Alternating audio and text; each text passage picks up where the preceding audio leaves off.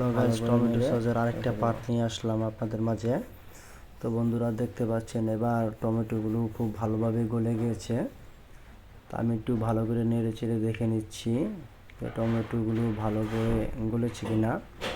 কেননা ভালো করে যদি এখন না গলে তাহলে আবার আমাকে কিছুক্ষণ ওয়েট করতে হবে। তো দেখতে পাচ্ছেন আমার টমেটোগুলো খুবই ভালোভাবে গলে গিয়েছে।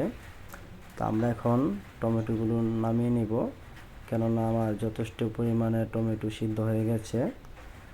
তো আমরা চুলাটা একটু বন্ধ করে দিলাম, বন্ধ করে টমেটোগুলো এখন নামিয়ে নিব, কেননা টমেটো আমার সস বানানোর জন্য প্রস্তুত হয়ে গেছে। তো আমি টমেটোগুলো নামিয়ে নিচ্ছি। তো এটাকে আমরা ঠান্ডা করার জন্য ফ্যানের তলে দেব।